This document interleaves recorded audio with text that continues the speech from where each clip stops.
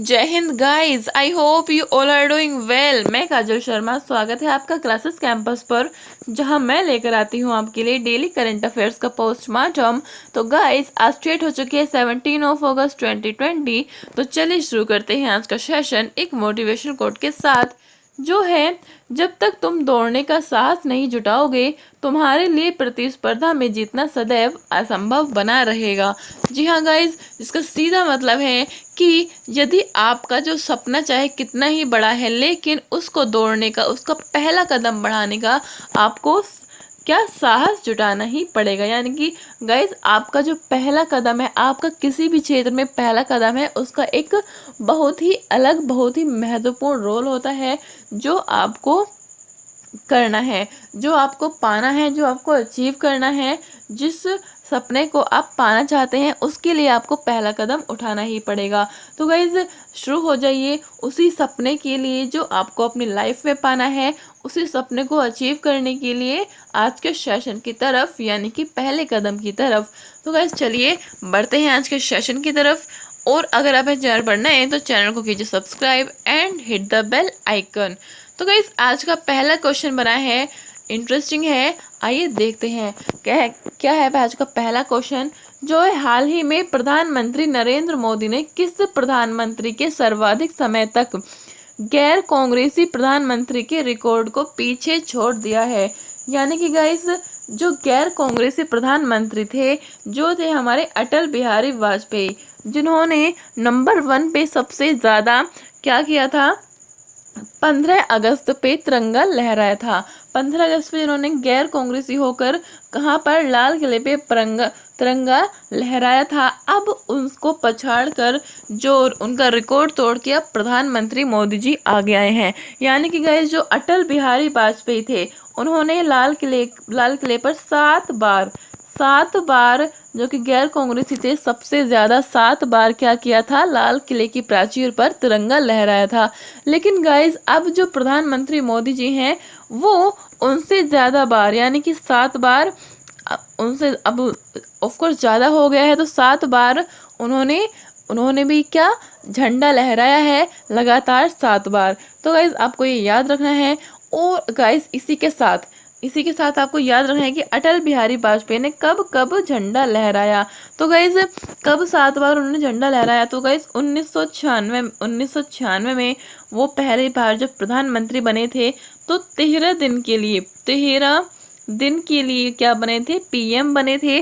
ठीक है गाइज, तो 1996 के लिए में, और फिर 1998 में पीएम बने, 1998 से 1999 तक पीएम रहे, और फिर उसके बाद लगातार 2004 में वो पीएम रहे। तो गाइज, इस तरीके से उन्होंने 7 बार झंडा लहराया, कहाँ पर, लाल किले पर 15 अगस्त के दिन। लेकिन अब उनका रिकॉर्ड तोड़कर कौन आगे आ गए हैं, प्रधानमंत्री जी, जो कि गैर कांग्रेसी प्रधानमंत्री हैं भारत के। ठीक है गाइज, जिन्होंने सेकंड नंबर पे सबसे ज्यादा क्या, झंडा लहराया है।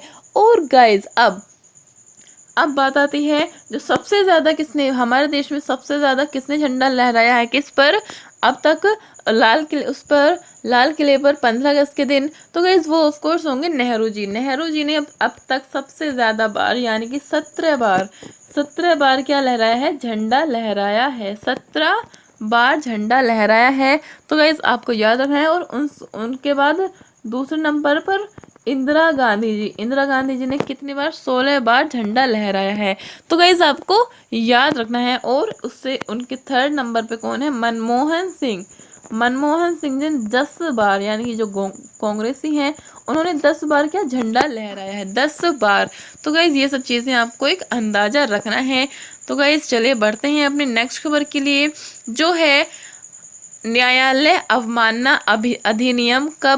अधिनियम लाइट में आया था, जो हाल ही में चर्चा में है। यानी कि गाइज, न्यायालय अवमानना अधिनियम कब आया था, ये कब आया था, जो हाल ही में चर्चा में है। तो गाइज, जिसका आंसर होने वाला है 1971। तो गाइज, अब जानते हैं न्यायालय अवमानना अधिनियम क्या है। तो गाइज, जिसका फुल फॉर्म होती है, जिसका मतलब होता है गाइज, कि कॉन्टेम्प्ट ऑफ कोर्ट। यानी कि न्यायालय की अवमानना, यानी कि न्यायालय की बात को नहीं मानना, वो होता है कॉन्टेम्प्ट ऑफ कोर्ट। ठीक है गाइस, कॉन्टेम्प्ट ऑफ कोर्ट है। तो क्यों ये खबरों में है, क्यों चर्चा में है, आइए जानते हैं।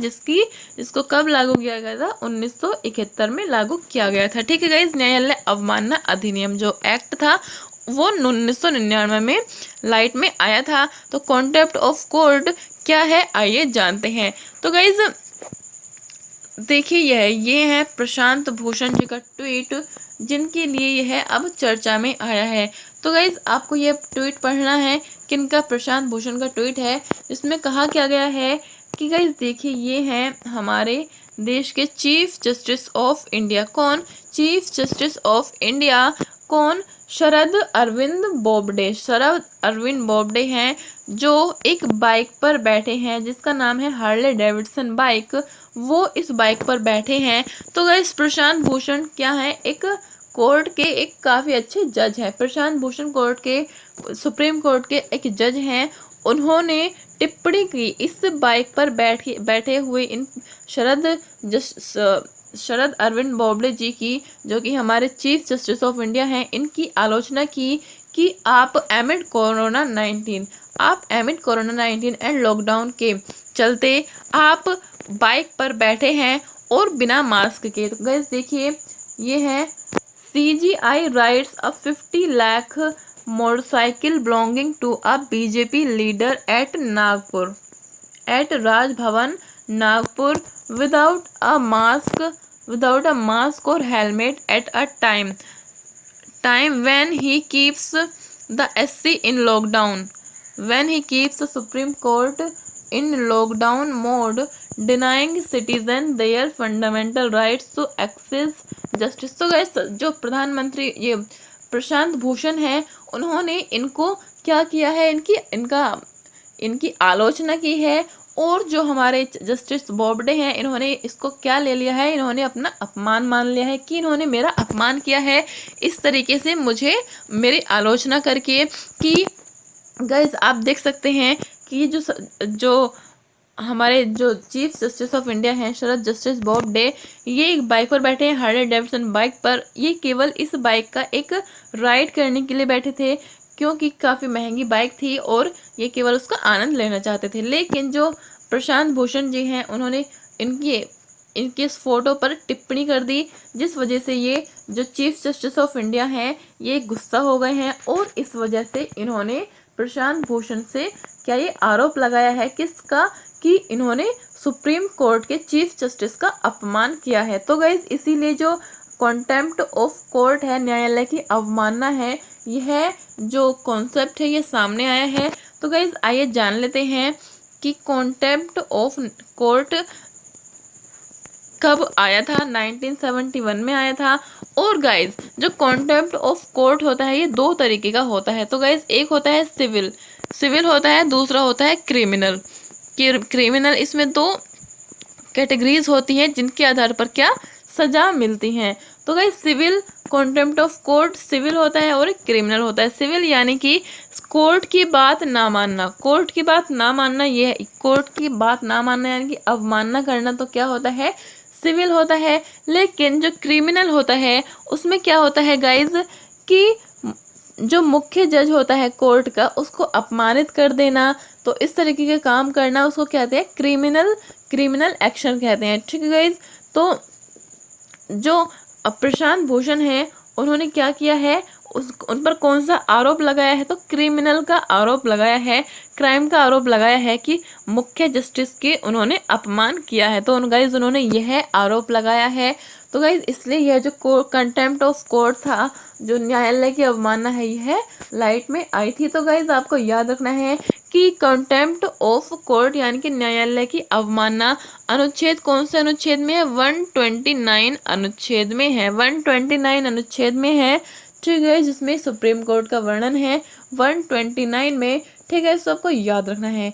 ठीक है, तो चलिए, और साथ ही इसी के साथ जो हमारे जस्टिस बोबडे हैं ये, तो गाइज ये कौन से नंबर के चीफ जस्टिस ऑफ इंडिया हैं? तो गाइज आपको याद रखना है 47th नंबर के क्या हैं? चीफ जस्टिस ऑफ इंडिया हैं, जिन्होंने 18 नवंबर 2019 को क्या ली थी, शपथ ली थी। ठीक है गाइस, तो चलिए बढ़ते हैं अपनी नेक्स्ट खबर के लिए, जो है हाल ही में इजराइल किस अरब देश के साथ ऐतिहासिक समझौता करके वेस्ट बैंक सेटलमेंट को डालने पर राजी हो गया है। तो गाइस बहुत ही इम्पोर्टेंट क्वेश्चन है, जो है इजराइल ने किस अरब देश के साथ। गाइस इजराइल एक ऐसा देश है जो सभी अरब देशों का एक बहुत बड़ा दुश्मन है। कौन?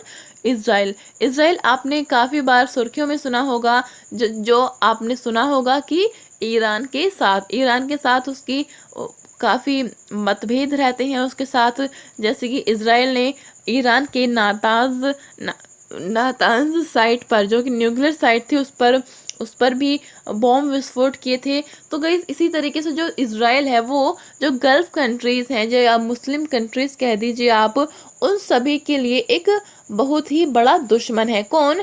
इजराइल। तो गाइस अब क्या हुआ है कि जो इजराइल है उसने समझौता किया है किसके साथ? गाइस संयुक्त अरब अमीरात के साथ, यूएई के साथ समझौता किया है इजराइल ने। यह ऐतिहासिक समझौता है, जो है वेस्ट बैंक सेटलमेंट को डालने पर राजी हो गया है। गाइस आपको याद रखना है कि संयुक्त अरब अमीरात के साथ समझौता किया है। आइए देख लेते हैं इनकी लोकेशन। तो गाइस यह है जो गल्फ कंट्रीज हैं और साथ ही इजराइल जो है उसकी लोकेशन। तो गाइस देख लीजिए कि ये जो गल्फ कंट्रीज हैं, गाइस इधर ईरान है, जहाँ पर उसके नातांज साइड पर क्या इजराइल ने। गाइस इधर साइड है इजराइल, छोटा सा इजराइल है यहाँ पर, और इधर है बड़ा सा ईरान। लेकिन जो इजराइल है वो इन सभी देशों से बहुत ही शक्तिशाली है। तो गाइस जो ईरान है उसके एक साइड पर, उसके क्षेत्र पर क्या एक उसकी जो परमाणु साइट है उस पर हमला कर दिया था, हाल ही में आपने सुना होगा।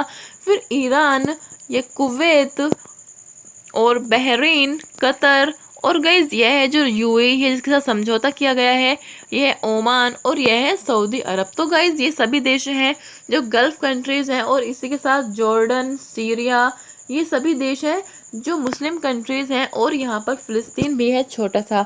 तो गाइस इन सभी देशों के साथ इजराइल का बहुत ज़्यादा दुश्मनी है, क्योंकि सब मुस्लिम कंट्रीज़ हैं। और जो इजराइल है इसका बैकग्राउंड काफ़ी इंटरेस्टिंग है। तो गाइस जो इजराइल है, इजराइल सेकेंड वर्ल्ड वॉर के बाद, नहीं sorry guys, Israel first world war के बाद क्या हुआ था? फर्स्ट वर्ल्ड वॉर के बाद क्या हुआ था? इजराइल में जो जर्मनी में जो इजरायली रहते थे, क्योंकि इजराइल में गाइस ज्यूस रहते हैं। गाइस इजराइल में कौन रहते हैं? ज्यूस रहते हैं। तो गाइस आपने सुना होगा वो ज्यूस जेनोसाइड कहाँ की? जर्मनी की। तो गाइस फर्स्ट वर्ल्ड वॉर में जहाँ पर क्या हुआ था? जर्मनी की हार हुई थी। फर्स्ट वर्ल्ड वॉर जहाँ पर जर्मनी की हार हुई थी, और जहाँ का कौन था? हिटलर जो था शासक था। तो हिटलर ने क्या मान लिया कि जो जर्मनी की हार हुई है फर्स्ट वर्ल्ड वॉर में, जो कि 1814 से 1914 से 1918 तक चला था, उसमें हार हुई थी। किनकी? जर्मनी की हार हुई थी। तो जो जर्मनी का तानाशाह था, कौन? हिटलर, उसने मान लिया कि जर्मनी की हार की वजह कौन है? ज्यूस हैं। जर्मनी की हार की वजह कौन है? ज्यूस है। तो गाइस इसीलिए जो हिटलर था उसने ज्यूस के लिए जीनोसाइड किया, जिसमें करीब 60 लाख हिटलर ने 60 लाख ज्यूसों की हत्या कर दी, उनका मर्डर कर दिया। किसने? जो हिटलर था, उसने जर्मनी में सभी जो ज्यूस थे उनकी हत्या करवा दी। तो गाइस इसलिए जो ज्यूस थे वहाँ पर, जो बचे कुछ ज्यूस रह गए थे, वो भागकर कहाँ गए? अमेरिका गए, और अमेरिका से कहा कि हमने आपकी तरफ से जर्मनी की वजह से जर्मनी के लिए, हम जर्मनी के खिलाफ लड़े थे आपके लिए। तो गाइस इसलिए आप हमको बचाइए। जी हाँ गाइस, जो जियोस थे वो अमेरिका की साइड थे फर्स्ट वर्ल्ड वॉर में, जबकि कहाँ पर रहते थे? जर्मनी में रहते थे। लेकिन साथ किसका दिया था? अमेरिका का दिया था। तो गाइस इसीलिए हिटलर ने जर्मनी के जो ज्यूस थे उनको मरवाया था, जर्मनी में उनका जेनोसाइड करवाया था। तो गाइस आपको याद रखना है कि फिर जो अमेरिका है उसने क्या किया कि इज़राइल को यानी कि ज्यूस जो हैं उनको कहाँ पर बसाया, इस इस स्थान पर बसाया, जो क्या था, जो फिलिस्तीन नामक देश था, वहाँ पर इन ज्यूस को बसाया किसने, अमेरिका ने। यहाँ पर फिलिस्तीन देश में, फिलिस्तीन के बॉर्डर पर इन ज्यूस को बसा दिया यहाँ पर। तो गाइज आइए देखते हैं एक और मैप जो है ये।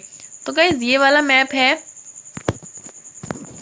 ये वाला मैप है जो है पैलेस्टीन का। आप देख सकते हैं पैलेस्टीन का ये मैप है। देखिए गाइस, तो अमेरिका ने इन ज्यूस को कहाँ पर बसाया था, यहाँ पर देखिए वाइट, जो वाइट में है गाइस वो कौन है, ज्यूस है। ज्यूस यानी कि इजरायली, जो इजराइल में रहते हैं वो हैं। और जो ग्रीन कलर में है वो है पैलेस्टीन। जो तो गाइस यहाँ पे आप देखिए कि छोटे छोटे से बिंदु आपको दिख रहे होंगे, ये इस तरीके से। यहाँ पर ये कौन है, ये अमेरिका ने यहाँ पर किनको बसाया था, ज्यूस को बसाया था, जो कि कहाँ से, जर्मनी से भागकर आए थे। और गाइस इतने बड़े क्षेत्र में कौन थे, पैलेस्टीनियन थे, यानी कि पैलेस्टीन के लोग थे इतनी बड़ी संख्या में। तो फिर गाइस समय बदला, टाइम बदला, और फिर क्या हुआ कि जो इजराइल था, इजराइल के जो ज्यूस थे, उन्होंने, जो कि शरणार्थी बनकर यहाँ पर रह रहे थे, कहाँ पर, पैलेस्टीन में। तो गाइज यहाँ पर आप देखिए कि इतना बड़ा क्षेत्र जो ज्यूस थे उन्होंने किसका, पैलेस्टीन का दबोच लिया, का उन्हें उसमें अपने अंडर कर लिया, किसने, ज्यूस ने। और फिर आप देख सकते हैं, तो गाइस यह है वाइट वाला जो ज्यूस है, और यह है ग्रीन वाला जो पैलेस्टीन है। जो पैलेस्टीन है अब ये इतना बचा है। और अब देखिए 19, ये है 19, ये कब की बात है, ये 1967 की बात है। तो गाइस देखिए जो ज्यूस हैं उन्होंने पैलेस्टीन का कितना सारा भाग, आप वाइट कलर में देखिए, कितना सारा भाग इसको कब्जा कर लिया है। और पैलेस्टीन जो कि मेन लैंड था, मेन कंट्री था, उसकी जगह कितनी सी बची है। तो गाइज ये है 1967 की बात। ठीक है गाइज, 1967 में फिर क्या हुआ, यह देखते हुए कि इजराइल पैलेस्टीन को ख़त्म करते जा रहा है और खुद अपना वर्चस्व बढ़ा रहा है। तो गाइज जितने भी ये गल्फ़ कंट्रीज़ हैं, गाइज जितने भी यह गल्फ़ कंट्रीज़ हैं, और ये जो अदर बाकी मुस्लिम कंट्रीज़ हैं, उन्होंने जैसे कि ईरान, इराक, तो ये तो गल्फ़ कंट्रीज़ हैं। इसी के साथ सीरिया, और यहाँ पर मिस्र और जॉर्डन, इन सभी कंट्रीज़ ने क्या किया 1967 में क्या किया कि इजराइल पर हमला कर दिया, ताकि वो पैलेस्टीन को दोबारा बचा सके। यानी कि पैलेस्टीन की तरफ से इजराइल पर हमला कर दिया ताकि वो पैलेस्टीन को उसका हक दिला सके। लेकिन इजराइल, क्योंकि इजराइल का बैक कौन था, इस इजराइल के बैक में कौन था, यूएसए बैठा था। तो गाइज इजराइल ने इन सभी देशों को इतना बुरी तरीके से पीछे हटाया कि इन सभी देशों ने फिर कभी भी उसकी तरफ आंख उठाने की कोशिश नहीं की, इन सभी देशों ने। तो गाइस इतना छोटा सा ये देश है इजराइल, और इन सभी बड़े बड़े देशों ने फिर दोबारा इनकी तरफ आंख उठाने की कोशिश नहीं की। क्यों? क्योंकि उनके पीछे बैठा था कौन, यूएसए। और गाइस आपको ये भी जान लेना चाहिए कि जो इजराइल है, इजराइल में बेशक ये छोटा सा देश है, लेकिन क्योंकि ये अपने दूर दूर तक अपने किन से, दुश्मनों से भरा हुआ है, तो गाइज दुश्मनों से घिरा हुआ है। तो गाइज इसीलिए जो इजरायली हैं, जो इजराइल के लोग हैं, वो सभी हमेशा 24 घंटे अपने दुश्मनों से लड़ने के लिए तैयार रहते हैं। वहाँ की जो सभी लड़कियां भी हैं, वो सभी, उन्हें सैन्य ट्रेनिंग दी जाती है ताकि वो अपने किसी भी टाइम, एनी टाइम अपने दुश्मनों से लड़ सके। तो गाइज यह है इजराइल, जो कि अपने दुश्मनों से घिरा हुआ है और हमेशा तत्पर रहता है उनसे लड़ने के लिए। तो गाइज 1967 में हुआ था ये इंसिडेंट। और फिर अब देखिए 2020 का जो इजराइल है, 1967 के बाद जो मैप है ये है 2020 का मैप है। गाइस देखिए, जैसे कि शुरुआत में क्या हुआ था कि जो इजराइल था ये छोटू सा एक टुकड़ों में बसा हुआ था। कौन? इजराइल। कहाँ पर? फिलिस्तीन में। लेकिन अब इजराइल ने फिलिस्तीन जो मेन कंट्री था उसकी क्या हालत कर दी है।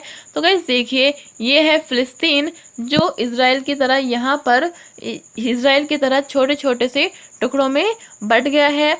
और यह है इधर भी फिलिस्तीन है और इधर भी फिलिस्तीन, यानी कि 2 टुकड़ों में बट गया है। कौन?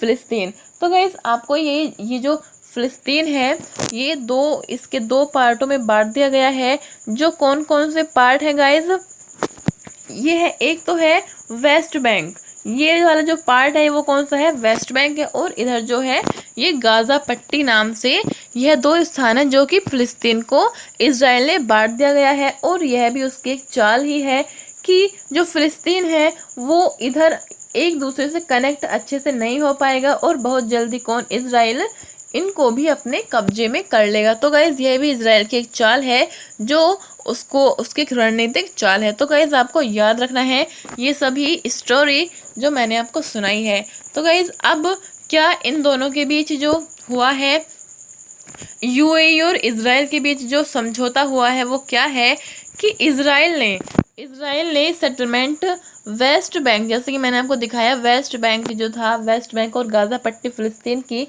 उसके विषय में सेटलमेंट किया है। किसने, इजराइल ने। किसके साथ, संयुक्त अरब अमीरात के साथ। गाइज आपको जान लेना है कि जो इजराइल है उसको दुनिया के किसी भी देश ने, केवल दो देशों को छोड़कर, गाइस इंडिया ने भी इजराइल को क्या नहीं दी हुई है, मान्यता नहीं दी हुई है एक स्वतंत्र कंट्री के नाम से अभी तक।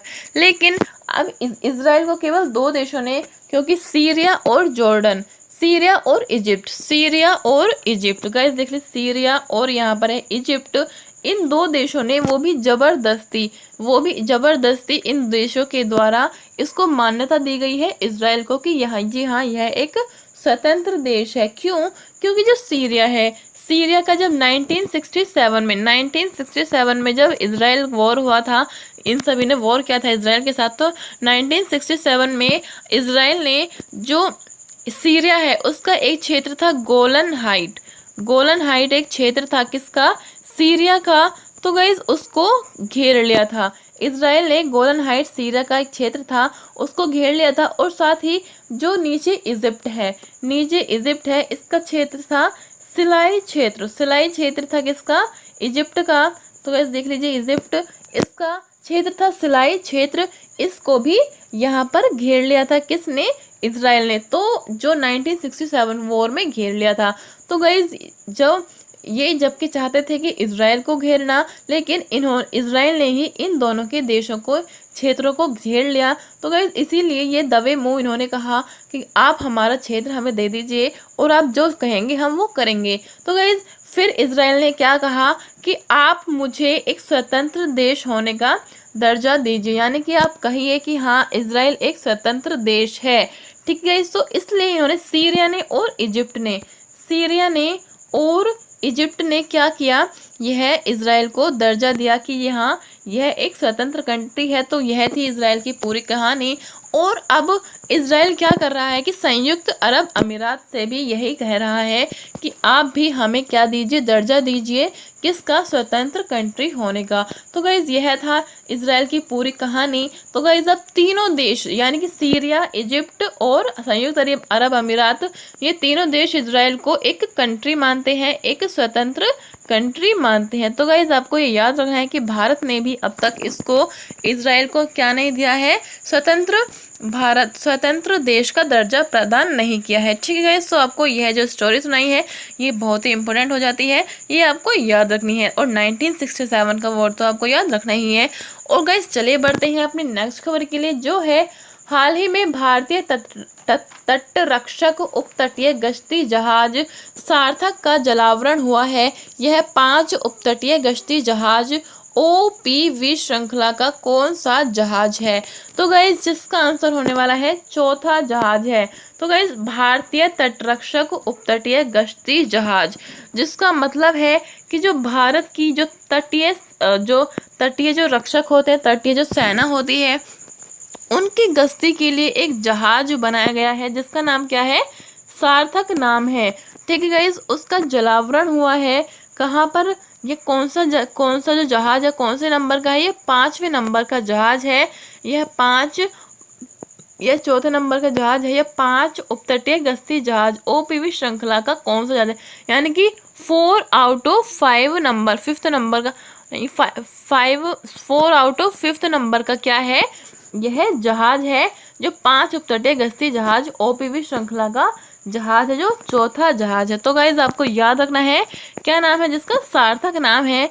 और गाइज इसी के साथ इसका निर्माण कहाँ पर हुआ है इस जहाज का, तो वो हुआ है गोवा में इसका निर्माण हुआ है, गोवा में इसका निर्माण हुआ है, जो आपको रखना है याद। और ठीक है गाइस, किसके अंडर हुआ है, आत्मनिर्भर भारत के अंदर इसका निर्माण हुआ है, आत्मनिर्भर भारत के अंदर। इसका 70% जो सामान इसमें, जो 70% इसमें सामान लगे हुए हैं कौन है, भारतीय हैं। ठीक है गाइस, तो जो आत्मनिर्भर भारत के अंदर इसका हुआ है। ठीक है गाइस, तो चलिए बढ़ते हैं अपनी नेक्स्ट खबर के लिए, जो है हाल ही में किस मंत्रालय के तत्वाधान में केंद्र सरकार द्वारा नशा मुक्त भारत अभियान शुरू किया जा रहा है। तो गाइस देखिए, जो एक मंत्रालय है कौन, सामाजिक न्याय एवं अधिकारिता मंत्रालय के तत्वाधान में क्या किया गया है, केंद्र सरकार ने नशा मुक्त भारत अभियान शुरू किया है। किसके तत्वाधान में, किसके अंडर, तो सामाजिक न्याय एवं अधिकारिता मंत्रालय के तत्वाधान में। जिस मंत्रालय के जो मिनिस्टर हैं वो कौन है, थावर चंद गहलोत जिस मंत्रालय के कौन है, वो हैं मंत्री हैं। तो गाइज आपको याद रखना है, थावर चंद गहलोत जिसके मंत्री हैं, इन्होंने क्या किया है, 15 अगस्त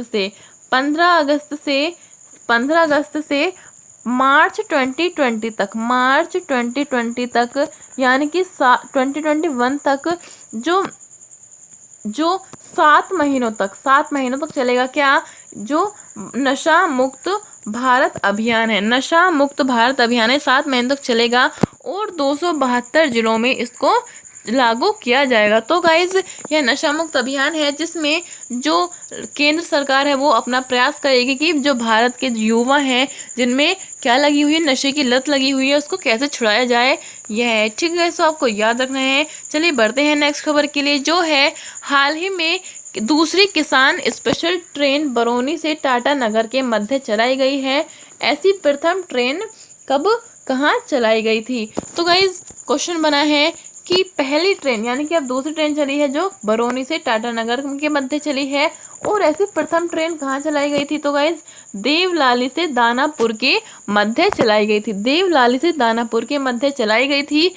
दूसरी किसान स्पेशल ट्रेन, जो कि पहली स्पेशल किसान ट्रेन थी वो कौन सी थी, देवलाली से दानापुर के मध्य, और दूसरी है बरौनी से टाटानगर के मध्य। तो गाइज आपको याद रखनी है, जो ये ट्रेन है वो किस क्षेत्र में काम करेगी, कि गाइज जो पदार्थ होते हैं, जो जल्दी खराब होने वाले पदार्थ होते हैं, उनके लिए ये ट्रेन चलाई गई है। कौन सी, किसान स्पेशल ट्रेन, जिसमें क्या होगा, जिसमें जो सामान होंगे वो जल्दी से अपने एक स्थान से दूसरे स्थान पर पहुंचा दिए जाएंगे, बहुत ही कम टाइम में, ताकि वो सामान खराब ना हो पाए। तो गाइज आपको याद रखना है कि जो बरौनी से टाटानगर के मध्य जो अब दूसरी ट्रेन चली है, उसमें क्या ले जाया गया है, मिल्क को कैरी किया गया है।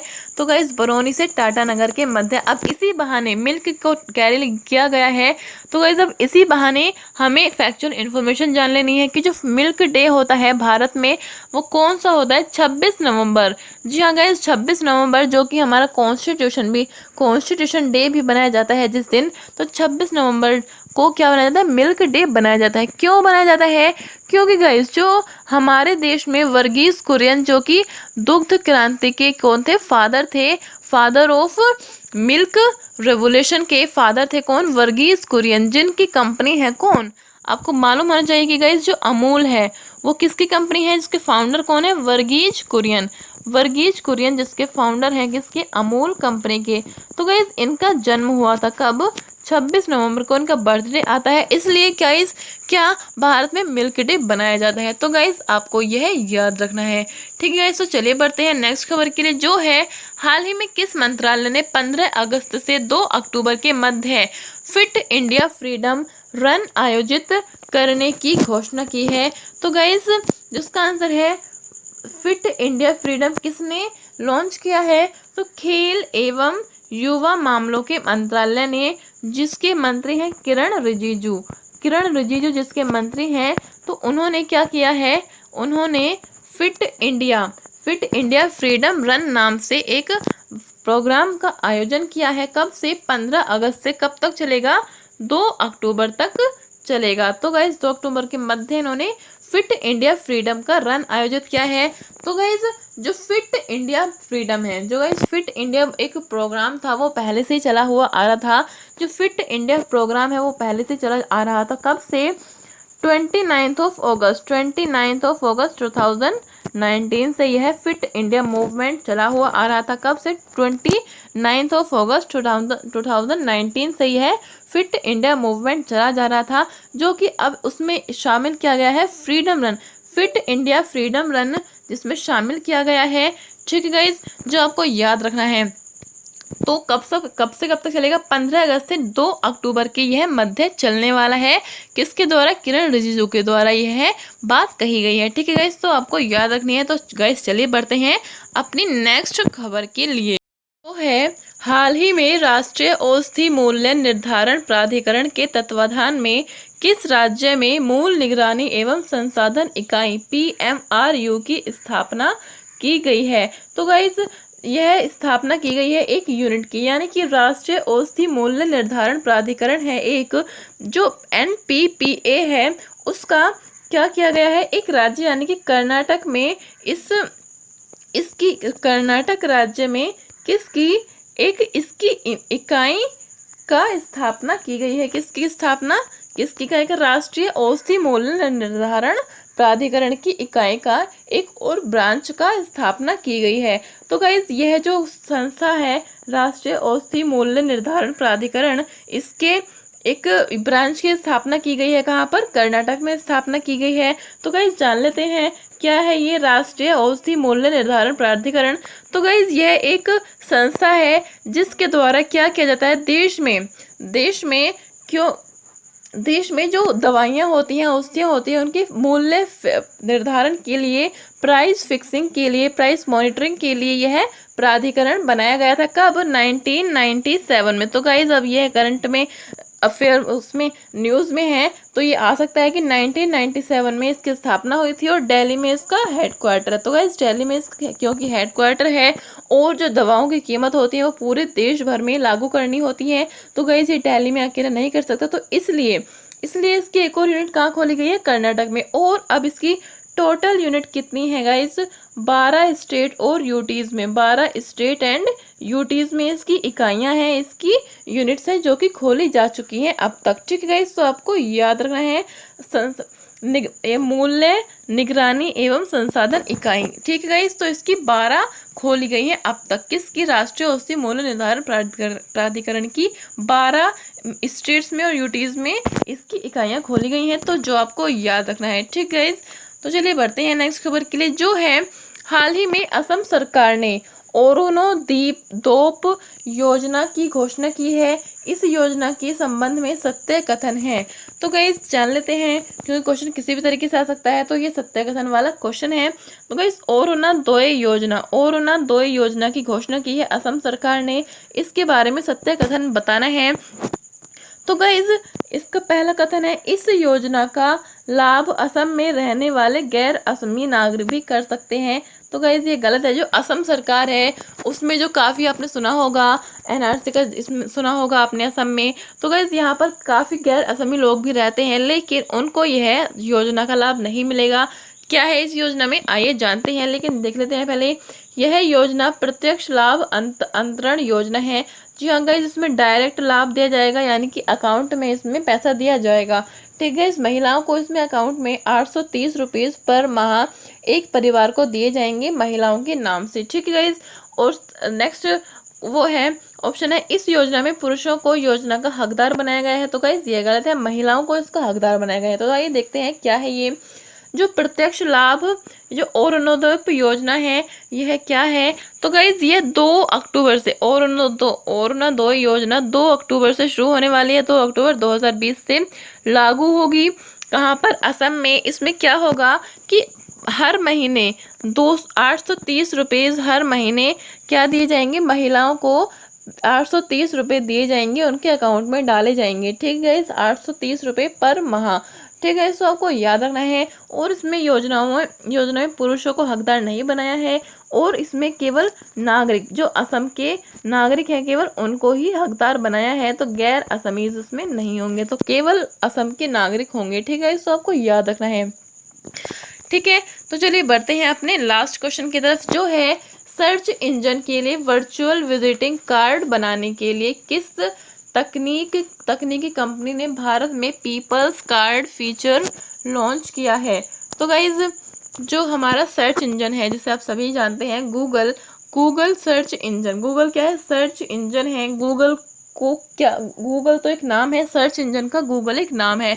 तो गाइस गूगल एक सर्च इंजन है जिसने अपना वर्चुअल विजिटिंग कार्ड, जैसे गाइस विजिटिंग कार्ड होते हैं जिस पे नंबर लिखे होते हैं, उनका कोई व्यापार करता है व्यक्ति तो वो उस अपना नंबर लिखता है, उसमें अपना व्यापार बताता है, तो ये ऐसे विजिटिंग कार्ड होता है। तो गाइस इसी तरह उसी के बेस पर गूगल ने क्या किया है, अपना वर्चुअल विजिटिंग कार्ड बनाया है। ठीक है, उसमें उसको भारत में लॉन्च किया है, जिसको नाम क्या दिया गया है, पीपल्स कार्ड उसको नाम दिया गया है। तो गाइज इसमें क्या होगा कि गूगल पर अपनी आईडी बनाकर गूगल पर उस पर अपना वर्चुअल विजिटिंग कार्ड बनाया जा सकेगा। तो यह है गूगल की एक और नई पेशकश, तो आपको याद रखना है। तो गाइज यह इस तरीके से हम क्रिएट कर सकते हैं अपना जो विजिटिंग कार्ड है। ठीक है गाइज, तो चलिए वर्चुअल विजिटिंग कार्ड है तो उसको हम क्रिएट कर सकते हैं। तो गाइज लास्ट वीडियो का क्वेश्चन जो था उसको देख लेते हैं कि हाल ही में किस राज्य ने आदिवासी क्षेत्रों के उत्पादन हेतु इंदिरा वन मितान योजना शुरू करने की घोषणा की है। तो जिसका आंसर होगा गाइस छत्तीसगढ़। छत्तीसगढ़ में आदिवासी जो क्षेत्र के लोग हैं उनके उत्पादन हेतु इंदिरा वन मितान योजना की शुरुआत की गई है। तो छत्तीसगढ़ में गाइस क्योंकि बहुत से आदिवासी रहते हैं, ये झारखंड में भी कुछ आदिवासी मिलते हैं, तो गाइस यहाँ पर केवल छत्तीसगढ़ की बात हो रही है फिलहाल। तो इंदिरा वन मितान योजना की शुरुआत की गई है, जो आपका लास्ट वीडियो का क्वेश्चन था। और क्वेश्चन फॉर यू है, हाल ही में सरकार द्वारा पारदर्शी कराधान ईमानदार का सम्मान प्लेटफॉर्म लॉन्च किया गया है, इस प्लेटफॉर्म में समाहित है। तो गाइस इसका आंसर आपको करना है कमेंट सेक्शन में। Thanks for watching guys.